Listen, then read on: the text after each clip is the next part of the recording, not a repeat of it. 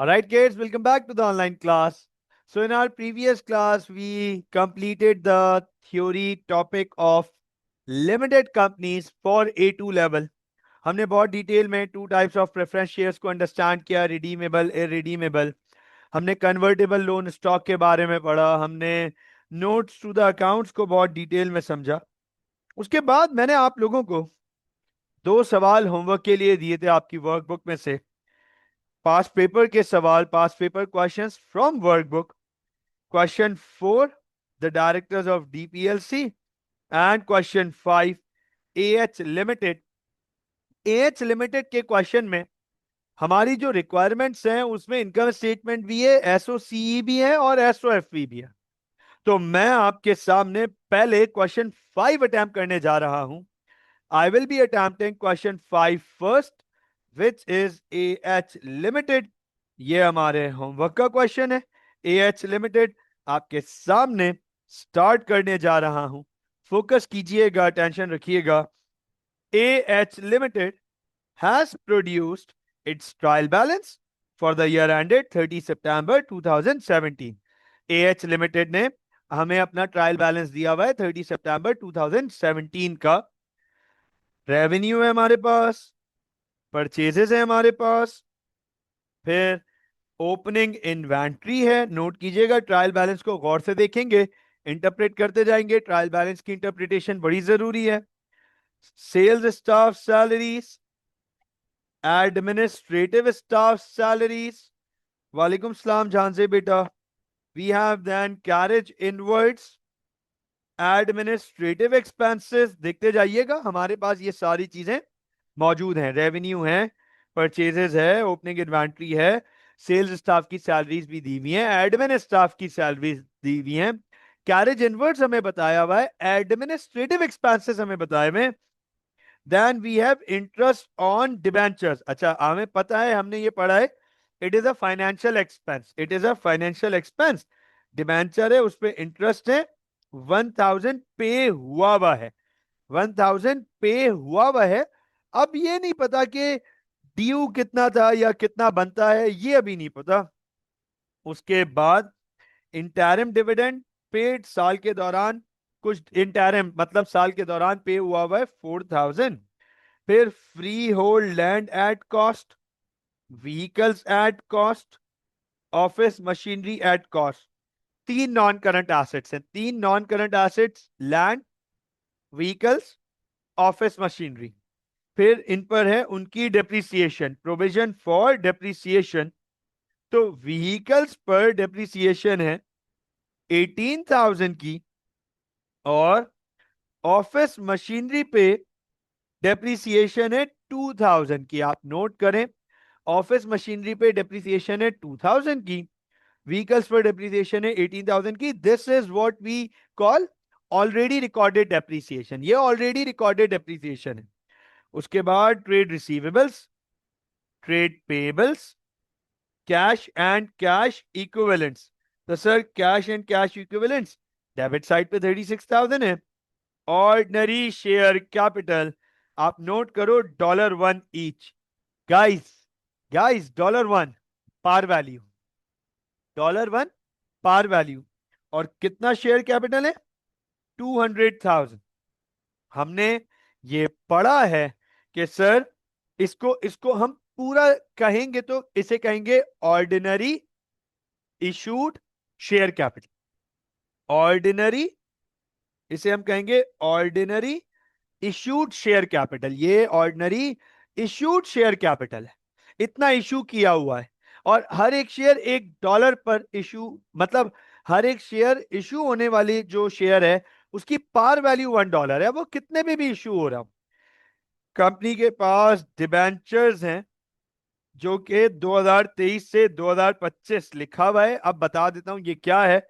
What do we mean by this 2023 to 2025? This debenture needs to be return between this time period. ये debenture 2023 से 2025 के बीच वापस होगा. अभी 2017 है, राइट नाउ इट्स 2017. इसका मतलब अभी 6 साल है डिबेंचर की वापसी में. तो debenture is still a non current liability. Debenture is still a non current liability. जी बिल्कुल उमर, यही है बेटा। और 5% इंटरेस्ट है। अब आप लोग गौर से देखिएगा, प्लीज फोकस कीजिएगा। A very important part, a very very important part. Sir debenture है 40,000। हाँ भाई, फोकस रखिएगा। हमजा, झांजेब, मुतीब, उमर, सईद, शायान, बच्चों फोकस रखिएगा। ये बहुत इंपॉर्टेंट बात यहां बताने लगा हूं। हालांकि ये बात ओ लेवल से पढ़ते हुए आ रहे होते हैं, खास तौर पे जब आपने एएस पढ़ा हुआ होता है, तो एएस में भी ये बात होती है हमारे पास। लेकिन अंडरस्टैंड कीजिएगा इस चीज को। डिबेंचर है 40,000। डिबेंचर है 40,000। नोट कीजिएगा, पता है इस पर इंटरेस्ट है 5%। ये देखें, इस पर इंटरेस्ट है 5%। ठीक है ना? 40,000 पे 5%, ये बनता है 2,000। ये बनता है 2,000।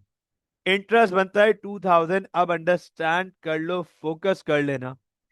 अगर हमें सवाल में इसके अलावा कोई और इंफॉर्मेशन नहीं दी हुई, अगर हमें इस सवाल में इसके अलावा, इस सवाल में, क्योंकि अभी तो आगे एडिशनल इंफॉर्मेशन तक तो गई नहीं है, अगर इसके अलावा ये डिबेंचर और उसके इंटरेस्ट की कोई बात नहीं की हुई, तो अंडरस्टैंड करना, 2,000 इंटरेस्ट बनता था, 2,000 इंटरेस्ट एक्सपेंस था, 1,000 पे कर चुके हैं, 1,000 पे करना बाकी है। हो जाता, 1,000 बाकी पे करना होगा फिर। तो इस बात पे फोकस कीजिएगा। अगर कोई और इंफॉर्मेशन नहीं अवेलेबल तो आगे चल के देखते हैं। फिर हमारे पास है जनरल रिजर्व 20,000। ये भी बता दूं, ये ओपनिंग जनरल रिजर्व है, ओपनिंग जनरल रिजर्व। और फिर है हमारे पास रिटेन अर्निंग्स 28,000। तो यहां पे ये चीज क्लियरली बता दूं दैट सर, ये हमारे पास ओपनिंग जनरल रिजर्व और ओपनिंग रिटेन अर्निंग्स है। ये ओपनिंग जनरल रिजर्व, साल के शुरू में इतना जनरल रिजर्व और साल के शुरू में इतनी रिटेन अर्निंग्स। अब आप नोट करें, हमें कह रहा है explain the difference between a bonus issue and a rights issue of shares. 3 marks में हमसे एक डिफरेंस बोल रहा है, लेकिन एक्सप्लेन करना है, explain.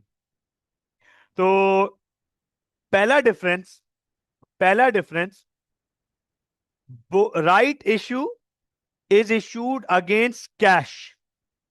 Right issue is always issued against cash. It means right issue brings cash into the business. Bonus issue is issued for free, which means it does not bring cash into the business. ये एक difference हुआ। एक और difference सुन लो, एक और difference सुन लो।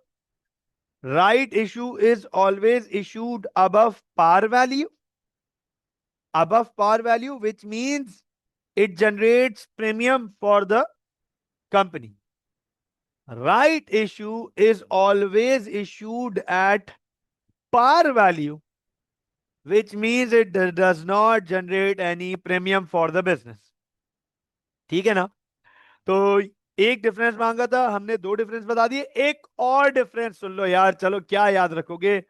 बोनस इशू के साथ आज मैं तुम्हें बोनस पॉइंट्स भी बता देता हूं। Right issue increases equity of the company. Bonus issue never increases the equity of the company. जहां एक तरफ शेयर कैपिटल बढ़ता है बोनस की वजह से, वहीं दूसरी तरफ रिजर्व्स कम हो जाते हैं। तो राइट इश्यू की वजह से इक्विटी बढ़ती है, बोनस की वजह से इक्विटी नहीं बढ़ती। तो ये तीन डिफरेंस मैंने आपको बता दी। अच्छा ये भी सुन लो कि अगर एग्जामिनर आपसे कभी सिमिलैरिटी मांग रहे कि सिमिलैरिटी बता दो भाई, क्या चीजें दोनों में सेम है, बोनस और राइट में क्या सेम है, दोनों एग्जिस्टिंग शेयर होल्डर्स को ऑफर किए जाते हैं। दोनों एग्जिस्टिंग शेयर होल्डर्स को ऑफर किए जाते हैं। दोनों रेशो फॉर्म में ऑफर किए जाते हैं, रेशो फॉर्म में। और दोनों शेयर कैपिटल बढ़ाते हैं, शेयर कैपिटल। ये तीन कॉमन भी बता दिया आप लोगों को। बहरहाल आगे चलते हैं। We are being provided with additional information. I hope that the differences and the similarities are very clear. Give me a thumbs up. यहाँ तक clarity है? Give me a thumbs up अगर बोनस इशू और right issue की similarity और differences clear है। Yes please, यहां तक क्लैरिटी है? चलें, परफेक्ट, आगे चलते हैं। Now moving on towards the additional information. कह रहे क्लोजिंग इन्वेंट्री है 24,000। देखो जरा, क्लोजिंग इन्वेंट्री है 24,000। कह रहे depreciation is to be charge as follows. Office machinery पे डेप्रिसिएशन 10% ऑन कॉस्ट, व्हीकल्स पर 20% on net book value. All right, office machinery पे 10% ऑन कॉस्ट, व्हीकल्स पे 20% ऑन नेट बुक वैल्यू। ठीक है, सही है। तो इसका मतलब office machinery straight line method हो गया, राइट? ऑफिस मशीनरी हमारा स्ट्रेट लाइन मेथड हो गया और व्हीकल्स हमारी रिड्यूसिंग बैलेंस मेथड हो गया। व्हीकल्स हमारा रिड्यूसिंग बैलेंस मेथड हो गया और ऑफिस मशीनरी हमारा स्ट्रेट लाइन मेथड हो गया। इसके बाद कह रहे हैं the debentures were issued on 1 अप्रैल 2017। देखो जरा, ये आ गई सबसे, ये आ गई हमारे लिए वो डिबेंचर वाली इंफॉर्मेशन। अब आप मुझे ये बताओ, ये कह रहा है डिबेंचर इशू हो रहा है 1 अप्रैल को। इसका मतलब डिबेंचर जो कंपनी ने लोन लिया है, कंपनी ने जो लोन लिया है वो लिया है 1 अप्रैल को। अंडरस्टैंड कीजिएगा गाइस, इस बात को समझिएगा। कंपनी ने लोन लिया है 1 अप्रैल को। कंपनी ने लोन लिया है 1 अप्रैल को, राइट? अब हमारा अकाउंटिंग ईयर एंड हो रहा है 30 सितंबर को। हमारा अकाउंटिंग ईयर एंड हो रहा है 30 सितंबर को। तो अंडरस्टैंड कीजिएगा, 1 अप्रैल से 30 सितंबर 2017 कितने मंथ्स बनते हैं? फोकस कर लो जरा, देख लो जरा, कितने मंथ्स बनते हैं? अप्रैल, मई, जून, जुलाई, अगस्त, सितंबर। सर 6 महीने बनते हैं। 6 महीने बनते हैं, 6 मंथ्स। अप्रैल, मई, जून, जुलाई, अगस्त, सितंबर, 6 महीने बनते हैं, राइट? तो आप मुझे एक बात बताओ, जब लोन लिए 6 महीने गुजरे हैं तो इंटरेस्ट पूरे साल का देंगे क्या? जब लोन 6 महीने पहले लिया है तो इंटरेस्ट भी तो 6 महीने का ड्यू होगा हम पे। Is this right? तो इसका मतलब है 2000 इंटरेस्ट तो पूरे साल का है। 2000 इंटरेस्ट तो पूरे साल का है। Into 6 divide by 12। Sir interest बनता है 1000। इंटरेस्ट बनता है 1000 और इंटरेस्ट पे भी 1000 ही किया हुआ है। 1000 इंटरेस्ट बनता है, 1000 ही इंटरेस्ट पे किया हुआ है। इसका मतलब है इंटरेस्ट में कोई अक्रूड प्रीपेड नहीं है। इंटरेस्ट में कोई अक्रूड प्रीपेड नहीं है। आई hope that I am very clear over here. अगर कोई सवाल हो तो भेज दीजिएगा चैट के थ्रू।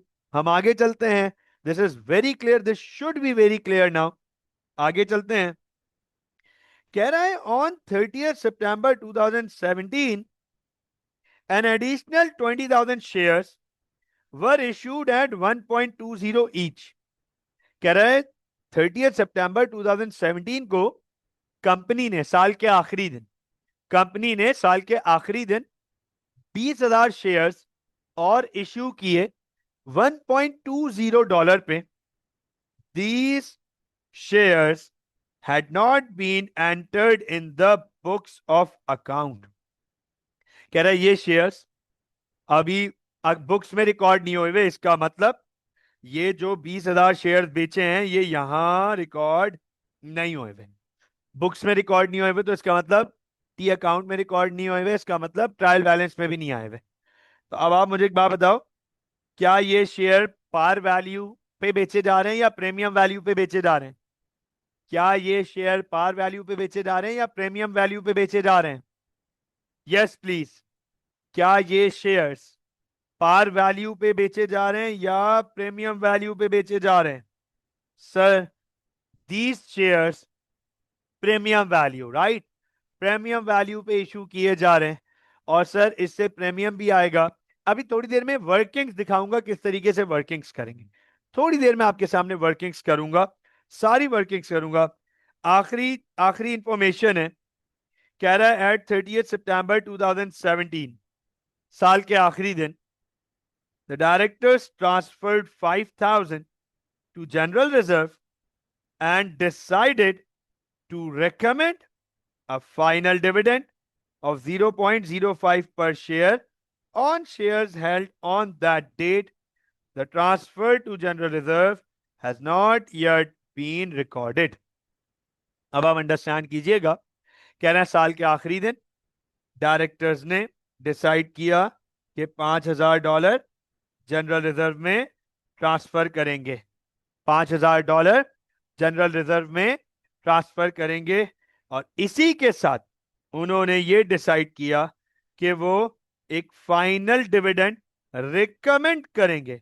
आपको पता है रिकमेंड का मतलब क्या है? रिकमेंड का मतलब है प्रोपोज्ड। रिकमेंड का मतलब है प्रपोज, के सर रिकमेंड अभी मतलब प्रपोज कर रहे हैं, हम प्रपोज डिविडेंड के बारे में पढ़ चुके हैं, कोई नई चीज नहीं है अब हमारे लिए। हम प्रपोज डिविडेंड के बारे में पढ़ चुके हैं कि ये बुक्स में रिकॉर्ड नहीं होते, ये फाइनेंशियल स्टेटमेंट्स में शो नहीं होते, बल्कि नोट्स में डिस्क्लोज होते हैं। ये देखो, नोट्स टू द अकाउंट्स में हम प्रपोज डिविडेंड्स के बारे में डिस्क्लोज करते हैं। ये हम लास्ट क्लास में भी पढ़ चुके हैं और इससे पहले डिविडेंड्स की क्लास में भी पढ़ चुके हैं। So I hope that this is very clear. ठीक है सर, सिर्फ जनरल रिजर्व की ट्रांसफर रिकॉर्ड करना है, जनरल रिजर्व का ट्रांसफर रिकॉर्ड करना है। तो आप देखें जरा sir, this question seems to be very basic, a very absolute basic question of limited company. बहुत ही बेसिक सवाल है लिमिटेड कंपनी का, बिल्कुल सीधा स्ट्रेट फॉरवर्ड। मांगा क्या क्या है ये देख लो जरा। सर पार्ट ए तो थ्योरी हो गया, पार्ट बी में कह रहा है profit for the year, part C में कह रहा है statement of changes in equity SOC, और पार्ट डी में कह रहा है एसओएफपी। तो अब आप नोट करें, these three parts covers the complete financial statements of limited company. Limited company के तमाम फाइनेंशियल स्टेटमेंट्स यहां पर आ गए, प्रॉफिट फॉर द ईयर भी आपके सामने आएगा, एसओसी भी, और स्टेटमेंट ऑफ फाइनेंशियल पोजीशन भी। चलो फोकस करते हैं, अंडरस्टैंड करते हैं, प्रॉफिट फॉर द ईयर निकालने। अच्छा एक चीज नोट करना, मेरे आपसे एक सवाल है, बहुत सिंपल सा सवाल। हमजा, झांसेब, मुतीब, उमर, साइद, शायान, अनस, बच्चों आप लोगों से एक सवाल है, मुझे एक बात बताएं, क्या एग्जामिनर ने पार्ट ए में बोला इनकम स्टेटमेंट बनाओ? पार्ट बी में, मतलब पार्ट बी में क्या एग्जामिनर ने बोला है इनकम स्टेटमेंट बनाओ? क्या एग्जामिनर ने पार्ट बी में कहीं बोला है इनकम स्टेटमेंट बनाओ? देख के बताओ जरा। आप देखें, नहीं सर, उसने कहीं भी ये नहीं बोला कि इनकम स्टेटमेंट बनाओ, उसने बोला है प्रॉफिट फॉर द ईयर निकाल दो। अंडरस्टैंड कर लीजिए। हाँ, नहीं नहीं नहीं नहीं नहीं जानसेब, इट्स नॉट लाइक दिस कि आप बोल सही रहे हो कि सर टर्म्स डिफरेंट यूज होते हैं, लेकिन उसने ये नहीं बोला कि इनकम स्टेटमेंट चाहिए उसे। अब मेरा पॉइंट सुनिएगा यहां पर क्या है, अब आप इनकम स्टेटमेंट बनाना चाहें तो वो भी एक्सेप्टेबल है, और आप इनकम स्टेटमेंट के बगैर प्रॉफिट फॉर द ईयर निकालने की कोई वर्किंग करो तो वो भी एक्सेप्टेबल है। ये बताना चाह रहा हूं, ये पॉइंट इंपॉर्टेंट है कि एग्जामिनर ने आपको ये नहीं बोला कहीं भी कि मुझे इनकम स्टेटमेंट चाहिए। एग्जामिनर कह रहा है प्रॉफिट फॉर द ईयर निकालो, मैं तो इनकम स्टेटमेंट यूज करूंगा, आप चाहो तो कुछ भी यूज कर सकते हो, कोई भी स्टेटमेंट। जैसे उसने पार्ट डी में बोला है, सबसे आखिरी पार्ट में उसने बोला है कि मुझे एसओएफपी चाहिए, वहां एसओएफपी बनानी है। पार्ट बी में आपके पास ऑप्शन है, मैं इनकम स्टेटमेंट यूज करूंगा। तो सर मैं आपके सामने यहां पर ए एच लिमिटेड की इनकम स्टेटमेंट का फॉर्मेट दिखाने जा रहा हूं आपको, नोट कीजिएगा। This is very important for you guys right now, very very important. Sir first of all this is page number 84, page number 84, the question of A H Limited, and over here I am gonna prepare an income statement. मैं AH limited की यहां पर income statement बनाने जा रहा हूं। गौर से देखिएगा सर, सबसे पहले रेवेन्यू, देखते जाइएगा देखते जाइएगा, less cost of sales gross profit, less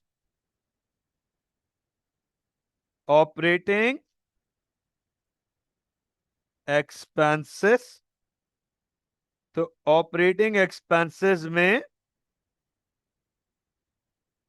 admin and selling and distribution, ये दो आते हैं, एडमिन और सेलिंग एंड डिस्ट्रीब्यूशन। तो इसके बाद आपको मिल जाता है ऑपरेटिंग प्रॉफिट। ऑपरेटिंग प्रॉफिट जिसको हम प्रॉफिट कहते हैं, profit before interest and tax, profit. फिर लेस फाइनेंशियल एक्सपेंस इंटरेस्ट, तो हमें मिलेगा प्रॉफिट फॉर द ईयर। ये देखें गाइस, दिस इज इट। ये इनकम स्टेटमेंट है, कंप्रेस्ड, कंडेंस्ड, सिंप्लीफाइड। अब आप बोलो सर कॉस्ट ऑफ सेल्स की तो ठीक ठाक वर्किंग है, तो वर्किंग यहां करते हैं, आ जाओ वर्किंग यहां पे करते हैं, सारी वर्किंग यहां करते हैं। या एक काम ये भी कर सकते हैं कि हम एएच लिमिटेड की इनकम स्टेटमेंट, ये देखो, हम ये भी कर सकते हैं, ये तरीका भी है। हमारे पास एग्जाम में भी ऐसा ऑप्शन अवेलेबल होता है कि हम ये देखें, ये हमने इसका लेआउट यहां पे कॉपी कर दिया, वर्किंग सारी ऊपर कर लेते हैं, वर्किंग इसकी सारी ऊपर कर लेते हैं। अब चलो सबसे पहले देखते हैं जरा रेवेन्यू को। आप नोट करो, रेवेन्यू की वैल्यू है 558,000 और कोई सेल्स रिटर्न नहीं है। आप नोट करो, कोई रिटर्न इनवर्ड सेल्स रिटर्न नहीं है, तो रेवेन्यू पे कोई वर्किंग करने की जरूरत नहीं है। रेवेन्यू की वैल्यू डायरेक्ट जाएगी 558,000। तो मैं रेवेन्यू की वैल्यू 558,000 डायरेक्ट लिख रहा हूं, ये लीजिए, रेवेन्यू की वैल्यू मैंने डायरेक्ट लिख दी 558,000। अब सर सबसे पहले यहां पर वर्किंग है हमारे पास कॉस्ट ऑफ सेल्स की। गौर से देखिएगा, यहां हमारे पास कॉस्ट ऑफ सेल्स की वर्किंग है। क्या वर्किंग है सर? ओपनिंग इन्वेंट्री अवेलेबल है 27,000, ओपनिंग इन्वेंट्री अवेलेबल है 27,000, देखते जाइएगा। फिर परचेजेस है हमारे पास 352,000, परचेजेस है हमारे पास 352,000। फिर कैरेज इनवर्ड्स है हमारे पास 4,000। फिर परचेज रिटर्न नहीं है हमारे पास, there is no purchase return over here, and there is drawings तो होती नहीं है इसमें लिमिटेड कंपनी में, क्योंकि ओनर तो चला नहीं सकते बिजनेस। तो सर फिर क्लोजिंग इन्वेंट्री हमारे पास 24,000, क्लोजिंग इन्वेंट्री हमारे पास 24,000। ये बताओ क्या हमारे पास कॉस्ट ऑफ सेल्स की वैल्यू आ जाएगी? कॉस्ट ऑफ सेल्स की वैल्यू आ जाएगी 27,000 प्लस 352,000 प्लस 4,000 माइनस 24,000, 359,000। तो नोट कीजिएगा 359,000, ये लीजिए सर, ये लीजिए सर, कॉस्ट ऑफ सेल्स की वर्किंग ऊपर की, वैल्यू यहां पे लिख दी। Alright, thank you Umar. Gross profit आ गया 199,000। Is it 199,000? Alright, it is 199,000। Gross profit आ गया 199,000। अब ऑपरेटिंग एक्सपेंसेस में, operating expenses is divided into admin and selling and distribution. Operating expense को डिवाइड करते हैं हम एडमिन में और सेलिंग एंड डिस्ट्रीब्यूशन में। तो चलें सर, एडमिन की वर्किंग यहां करेंगे। ये देखो जरा, एडमिन एक्सपेंस की वर्किंग यहां पे करेंगे। कैसे करेंगे? नोट कर लेना, फोकस कर लेना। सर, एडमिन स्टाफ की सैलरीज है 27,000। एडमिन स्टाफ की सैलरीज हैं 27,000। देखते जाइएगा, मैं यहां पे लिख भी देता हूं, स्टाफ सैलरीज प्लस, फिर अलग से एडमिन के एक्सपेंसेस दिए हुए 18,000। अलग से एडमिन के एक्सपेंसेस दिए हुए हैं 18,000। ये अलग से एडमिन के दिए हुए एक्सपेंसेस। सर, ये दो तो एडमिन को बिलोंग करते ही करते हैं। हाँ, बात समझिएगा इस बात को कि सर, ये दो तो हमारे पास एडमिन को बिलोंग करते ही करते हैं। एडमिन को ये दोनों बिलोंग करते ही करते हैं। इसके अलावा, इसके अलावा हमारे पास ये ऑफिस मशीनरी भी एडमिन में जाएगी, क्योंकि office belongs to the administration. तो ऑफिस मशीनरी की जो डेप्रिसिएशन है वो कहां जाएगी? वो जाएगी एडमिन में। तो चले ऑफिस मशीनरी की डेप्रिसिएशन निकालते हैं, विच इज 10% ऑन कॉस्ट। तो ऑफिस मशीनरी की कॉस्ट है, ऑफिस मशीनरी की कॉस्ट है 10,000। ये देखो, ऑफिस मशीनरी की कॉस्ट है 10,000।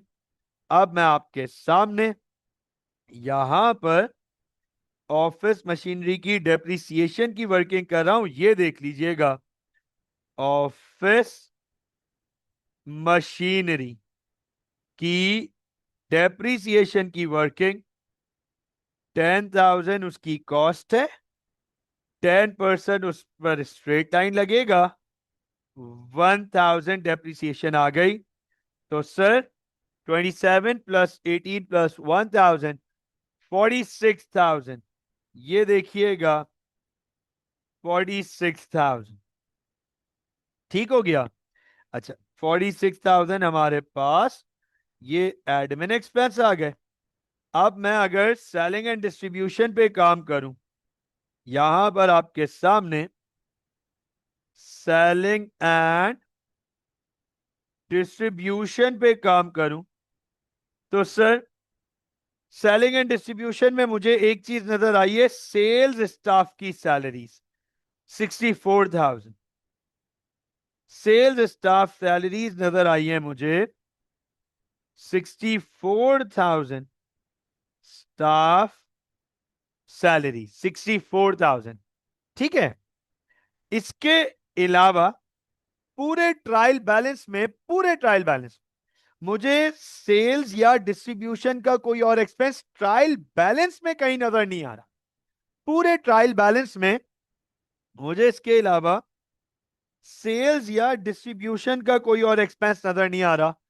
लेकिन सर, जो ये व्हीकल्स हैं, व्हीकल्स, ये जाहिर सी बात है, ये बिजनेस के सामान को मार्केट तक ले जाने के लिए यूज हो रही है।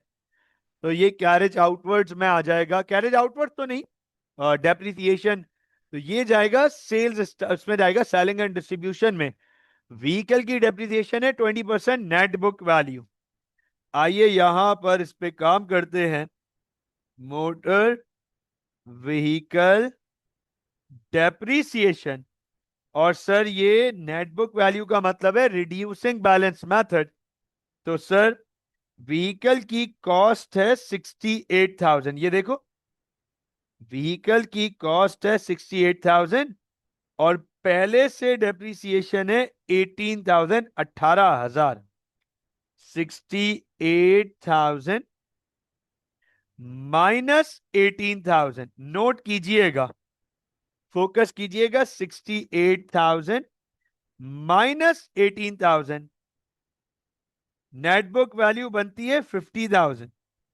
सर 50,000 पे कितना परसेंट है? 20%। 50,000 पर 20% है, ये डेप्रिसिएशन आ गई सर 10,000। 10,000 डेप्रिसिएशन मोटर व्हीकल की आ गई, तो डिस्ट्रीब्यूशन की कॉस्ट आ गई 74,000। ये मिलाकर कितना हो गया? 120,000। Is this right? तो सर ऑपरेटिंग प्रॉफिट आ गया 79,000। आप देखें, ऑपरेटिंग प्रॉफिट आ गया 79,000। फोकस कीजिएगा सर। अब हमें आखिरी फाइनेंशियल एक्सपेंस पे काम करना है, और फाइनेंशियल एक्सपेंस सिंपल है हमारे पास, इसकी वर्किंग ऑलरेडी कर चुके हैं। 2,000 इंटरेस्ट बनता पूरे साल का, लेकिन डिबेंचर ही 6 महीने पहले इशू हुआ है। डिबेंचर ही 6 महीने पहले इशू हुआ है, तो सर 6 महीने का इंटरेस्ट बनता है 1,000। तो सर फाइनेंशियल एक्सपेंस सीधा सीधा 1,000 आएगा। तो आपका प्रॉफिट फॉर द ईयर आ गया 78,000। मुझे बताएं, क्या इसमें कोई प्रॉब्लम? आसान है, सीधा सीधा है। A2 लेवल का सवाल है, just just imagine. A2 level past paper का सवाल है। मुझे एग्जैक्ट याद तो नहीं है, शायद 2019 का है। ना ना ना ना ना ना ना, दिस इज 2016। दिस इज 2016, ये 2016 का है। अब आप नोट करो, इसके बाद वाले पार्ट में एग्जामिनर मुझसे कह रहा है एसओसी बनाओ, SOC, statement of changes in equity. तो मैं आपके सामने यहां पर statement of changes in equity बनाने जा रहा हूं। अच्छा, टोटल कॉलम के बारे में क्या लिखा हुआ है? आप नोट करो, लिखा है a total column is not required. Muteeb, Muteeb कह रहा है a total column is not required.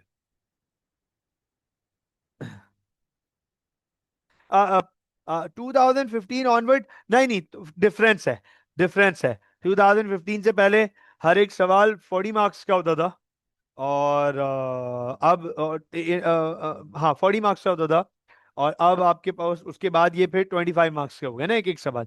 अच्छा, बहरहाल अभी उसको इग्नोर करते हैं, यहां पर फोकस करें। कह रहे total column is not required, तो अगर मैं प्रोवाइड कर दूं तो कोई हर्ज है? अगर मैं प्रोवाइड कर दूं तो कोई हर्ज है? बोला है total column is not required, तो अगर मैं प्रोवाइड कर दूं तो कोई हर्ज है? भाई बिल्कुल हर्ज है। बेवकूफ हूं, टाइम जाया कर रहा हूं। मैं बेवकूफ हूं, टाइम जाया कर रहा हूं। Exactly unmarked additional, exactly unmarked addition क्यों करना है? ये काम नहीं करना। जब उसने बोला है कि a total column is not required, तो भाई टोटल कॉलम नहीं देना। ठीक है ना? तो अब हम चलते हैं सर, सबसे पहले एस ओ सी में हमारे पास, इधर देखिएगा, S O C, statement of changes in equity में सबसे पहले यहां पर आएगा ऑर्डिनरी इशूड शेयर कैपिटल। ठीक है, फिर आएगा शेयर प्रीमियम, फिर आएगा हमारे पास जनरल रिजर्व, देखते जाइएगा, और फिर आएगा हमारे पास रिटेन्ड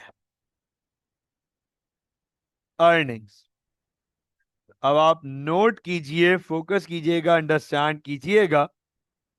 सर एक वर्किंग बस हमारी रह गई है, ओनली जस्ट वन वर्किंग। बाकी हमारी वर्किंग सारी डन है, सिर्फ एक वर्किंग रह गई है। ये बताओ, कंपनी ने साल के आखिरी दिन 20,000 शेयर इशू किए $1.2 पे, $1.2 पे। ध्यान से क्वेश्चन लिख दे पूरा, मैं पढ़ लूंगा बेटा, क्वेश्चन पर क्वेश्चन लिख दीजिए, मैं पढ़ लूंगा।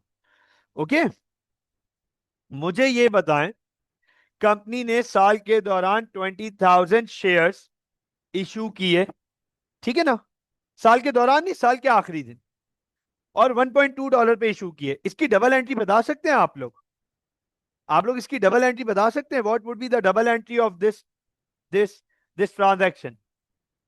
What would be the double entry of this transaction where we are issuing 20,000 shares at $1.2 each? Where we are issuing 20,000 shares at $1.2 each. इसकी डबल एंट्री बता सकते हैं? Very good Umar, very good, बिल्कुल ऐसे ही है बेटा। सर सबसे पहले बैंक में पैसे आ रहे हैं, तो सर सबसे पहले बैंक में पैसे आ रहे हैं, ये देखिएगा, बैंक डेबिट 24,000, बैंक डेबिट होगा 24,000 से, बैंक में 24,000 रुपए आ रहे हैं। देखते जाइएगा, बैंक डेबिट होगा 24,000 से, राइट? ठीक हो गया। उसके बाद क्या शेयर इशू हो रहे हैं, तो ऑर्डिनरी इशूड शेयर कैपिटल बढ़ेगा? Yes sir, ordinary issued share capital increase होगा। सर कितने से इंक्रीज होगा? 20,000 से इंक्रीज होगा, 20,000 से।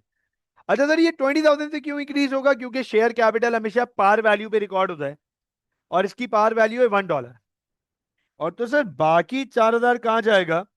वो शेयर प्रीमियम में चले जाएगा। बाकी 4,000 हमारा शेयर प्रीमियम में चले जाएगा। So I hope that this is very clear, इस पे कोई प्रॉब्लम नहीं होगी। अब आप नोट कीजिएगा, SOCE में बेटा बैंक क्रेडिट क्यों होगा? कंपनी शेयर इशू कर रही है, कंपनी शेयर इशू कर रही है, कंपनी बेच रही है। तो जब कंपनी शेयर बेचेगी तो कंपनी के पास तो पैसे आएंगे। ठीक है, चलो अब आप अंडरस्टैंड कीजिएगा, फोकस कीजिएगा। हमारे पास ऑर्डिनरी शेयर, ये statement of changes in equity में हमने चारों कॉलम्स बना दिए हैं। Statement of changes in equity में हमने चारों कॉलम्स बना दिए हैं। सबसे पहले हमारे पास आएगा बैलेंस ब्रॉट डाउन, मतलब opening balance. Balance brought down मतलब ओपनिंग बैलेंस। ये बताएं साल के शुरू में, ये बताएं साल के शुरू में हमारे पास कितना शेयर कैपिटल इन इशू था? सर शेयर कैपिटल की वैल्यू थी 200,000। ये बताएं साल के शुरू में कितना शेयर प्रीमियम था? सर साल के शुरू में कोई शेयर प्रीमियम अवेलेबल नहीं है हमारे पास, जीरो, जीरो। साल के शुरू में कितना जनरल रिजर्व था? सर साल के शुरू में 20,000 का जनरल रिजर्व था।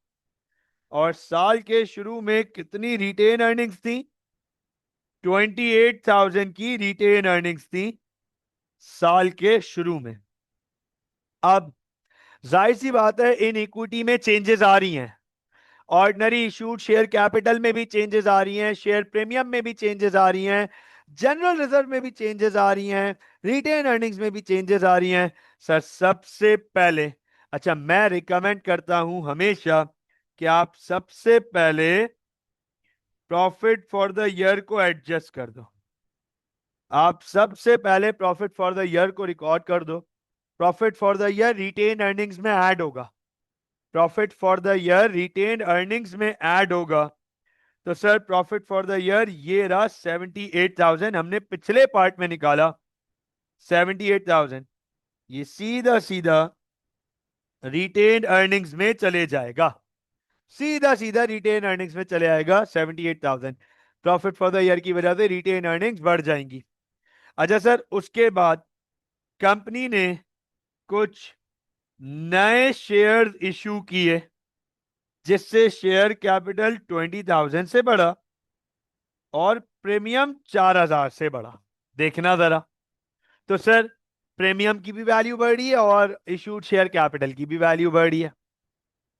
उसके बाद कंपनी ने कुछ ट्रांसफर किया जनरल रिजर्व। तो सर जनरल रिजर्व में जो पैसे ट्रांसफर किए वो कितने हैं? वो है 5000। तो जनरल रिजर्व में पैसे आ रहे हैं, जनरल रिजर्व की वैल्यू बढ़ रही है, तो जनरल रिजर्व में पॉजिटिव 5000 लिखेंगे। और ये पैसे रिटेन्ड से निकलते हैं, रिटेन्ड अर्निंग से निकलते हैं। ये पैसे रिटेन अर्निंग से माइनस हो जाएंगे, 5000 माइनस हो गए। इसके बाद सबसे आखिरी चीज है हमारे पास इस सवाल में, डिविडेंड्स। और डिविडेंड्स भी सिर्फ इंटरिम है, फाइनल तो प्रपोज हुए हैं, अभी रिकॉर्ड नहीं होंगे। इंटरिम डिविडेंड कितना है हमारे पास? सर इंटरिम डिविडेंड यहां पे लिखा हुआ है 4000। कंपनी ने ये डिविडेंड दिया है 4000 का। तो सर कंपनी का रिटेन अर्निंग्स कम हो रही हैं, रिटेन अर्निंग्स कम होगी 4000 से। That is it, this is it. अब आप पूरा सवाल देख लो, आपको एसओसी में, इक्विटी में इसके अलावा और कोई चेंज नहीं नजर आएगा। इक्विटी में इसके अलावा कोई और चेंज नहीं है। सर सबसे पहले प्रॉफिट वो ऐड कर दिया, नए शेयर इशू किए तो शेयर कैपिटल में भी लिख दिया और प्रीमियम में भी लिख दिया। जनरल रिजर्व में ट्रांसफर किया तो जनरल रिजर्व में ऐड करा दिया, रिटेन से माइनस करा दिया। और इंटरिम डिविडेंड पे किया तो इंटरिम डिविडेंड को रिटेन से माइनस कर दिया। अब आपके सामने सीधा सीधा इसके बैलेंस कैरी डाउन आ जाएंगे, क्लोजिंग बैलेंस आ जाएंगे। 220,000 की अब इक्विटी हो गई, 4000 का शेयर प्रीमियम हो गया, 25,000 का जनरल रिजर्व हो गया। और सर जरा रिटेन अर्निंग्स की अगर वर्किंग वैल्यू देखें, 28 प्लस 78 -5 -4 97,000। ये लीजिए सर। तो अब हमारे पास रिटेन अर्निंग्स की क्लोजिंग, जनरल रिजर्व की क्लोजिंग, शेयर प्रीमियम की क्लोजिंग और ऑर्डिनरी इशूड शेयर कैपिटल की क्लोजिंग, सब की क्लोजिंग्स आ गई हमारे पास। हमसे आखिरी पार्ट में एग्जामिनर कह रहा है, लास्ट पार्ट में हमसे एग्जामिनर कह रहा है कि एसओएफपी बना दो, स्टेटमेंट ऑफ फाइनेंशियल पोजीशन बना दो। मैं आपके सामने यहां पर कंपनी की एसओएफपी बनाने जा रहा हूं। गौर से देखिएगा, नोट कीजिएगा, एसओएफपी ऑफ एएच लिमिटेड। सर सबसे पहले, वैसे तो कंपनी में सबसे पहले गुडविल आती है, गुडविल इंटेंजिबल एसेट्स, लेकिन इस सवाल में तो कुछ है ही नहीं। तो sir non current assets, non current assets में हमारे पास लैंड एंड बिल्डिंग है। नहीं नहीं नहीं, सॉरी, लैंड एंड बिल्डिंग नहीं है, लैंड एंड बिल्डिंग नहीं है, बल्कि हमारे पास है, हाँ लैंड है। Okay, free hold land, land की वैल्यू है 250,000, 250,000। उसके बाद व्हीकल्स और मशीनरी, व्हीकल्स और मशीनरी। व्हीकल्स है हमारे पास, व्हीकल्स की कॉस्ट है 68,000। देखते जाइएगा, व्हीकल्स की कॉस्ट है 68,000। व्हीकल्स पे पहले से डेप्रिसिएशन थी 18,000, 18,000। और इस दफा हमने जो डेप्रिसिएशन निकाली व्हीकल्स पे, नोट कीजिएगा सर, वो हमने निकाली 10,000। तो 18,000 पहले और 10,000 अभी, तो ये हो गई 28,000। तो व्हीकल की नेटबुक वैल्यू आ गई हमारे पास 40,000। ठीक हो गया। और मशीनरी की कॉस्ट है 10,000, मशीनरी की कॉस्ट है 10,000। पहले से मशीनरी की डेप्रिसिएशन है 2,000, इस दफा हमने 1,000 निकाली, तो टोटल हो गई 3,000। 7,000 मशीनरी की कॉस्ट हो गई। तो सर 290, कॉस्ट नहीं नेटबुक वैल्यू, 7,000 नेटबुक वैल्यू हो गई 297,000, 297,000। ये हमारे पास टोटल नेट बुक वैल्यूज आ गई नॉन करंट एसेट्स की। इसके बाद वी हैव करंट एसेट्स। तो सर करंट एसेट्स में सबसे पहले है cash and cash equivalents. Hamza, झांसे, Muteeb, Umar, Saeed, Shayan, give me a thumbs up if you are there with me right now. ये बड़ा इंपॉर्टेंट पार्ट है, इस पे फोकस करवाना है। Give me a thumbs up if you guys are there with me right now. Alright, alright, what about Saeed? What about Saeed? Saeed बेटा सिर्फ आप रह गए, फोकस कीजिएगा। Cash and cash equivalents 36,000, note कीजिएगा 36,000 कैश एंड कैश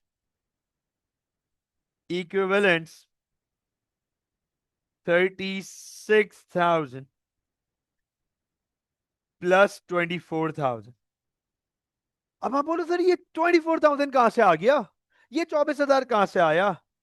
तो जो शेयर बेचे थे इन्होंने साल के आखिरी दिन 20,000 शेयर 1.2 पे, तो बैंक में पैसे आएंगे, बैंक में पैसे आएंगे, बैंक की वैल्यू बढ़ेगी। ये रिकॉर्ड नहीं हुआ था, हमने रिकॉर्ड कर दिया। तो कंपनी का अपडेटेड कैश या बैंक 60,000 होना चाहिए। अपडेटेड कैश बैंक की वैल्यू 60,000 होनी चाहिए। उसके बाद trade and other receivables. Trade and other receivable एक साथ लिखा जाता है।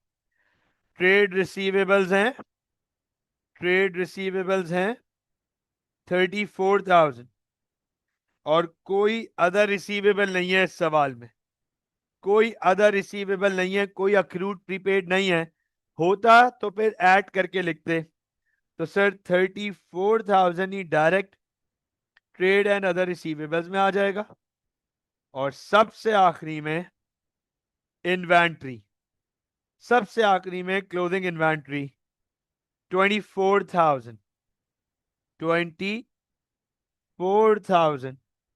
तो अब आप नोट कर लें, ये वैल्यू हो गई 60,000 प्लस 34,000 प्लस 24,000, 118,000, 1,18,000 प्लस 297,000, 415,000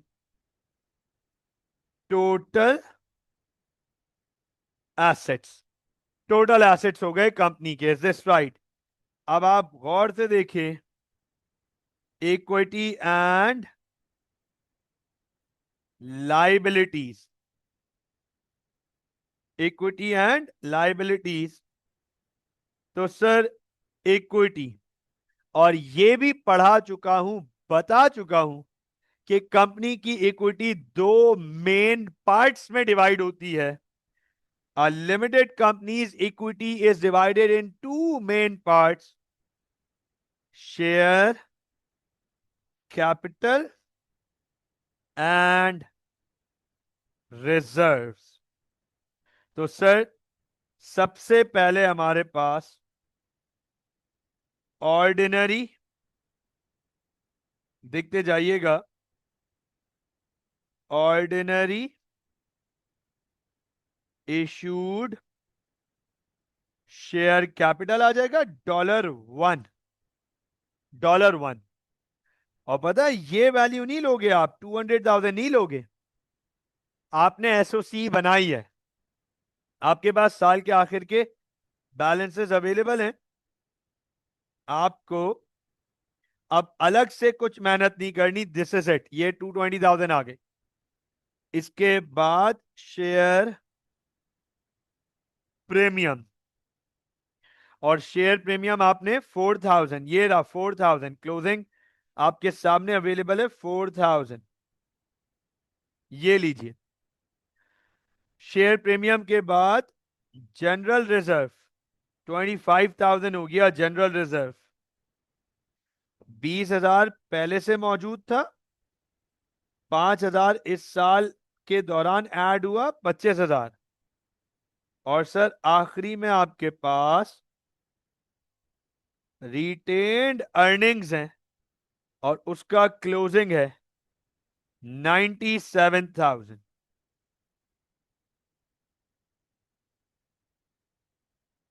तो सर अगर मैं क्लोजिंग इक्विटी निकालूं, total of closing equity, thank you Umar, 346,000, it is 346,000। Note कीजिएगा सर। इसके बाद नॉन करंट लाइबिलिटी, वो डिबेंचर है ना 5% डिबेंचर 40,000 का, तो 5%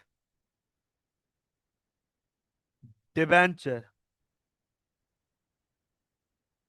5% डिबेंचर 40,000। और सर फिर आखिरी में वी हैव करंट लाइबिलिटी, और करंट लाइबिलिटी में हमारे पास एक ही लाइबिलिटी है, ट्रेड पेएबल। वैसे इसको लिखेंगे पूरा trade and other payable, part of format पूरा लिखेंगे। तो सर ट्रेड पेएबल्स, भले अदर पेएबल्स नहीं है, ट्रेड पेएबल्स है हमारे पास 29,000, ट्रेड पेएबल्स है हमारे पास 29,000। टोटल करके बताइएगा, इज इट 415,000? सर 415,000। आप देखें सर, हमारा लिमिटेड कंपनी का क्वेश्चन बैलेंस हो गया। We have successfully balance a limited company question. इसमें हमने तमाम रिजर्व्स को अंडरस्टैंड किया, शेयर इशू को अंडरस्टैंड किया, एसओसी भी आ गया, एप्रोप्रिएशन, एप्रोप्रिएशन तो नहीं आया, लेकिन इनकम स्टेटमेंट हमने पूरा अंडरस्टैंड किया। तो देखिए comprehensive, a simple but covering all aspects of limited companies. मुझे बताएं, इज दिस क्लियर?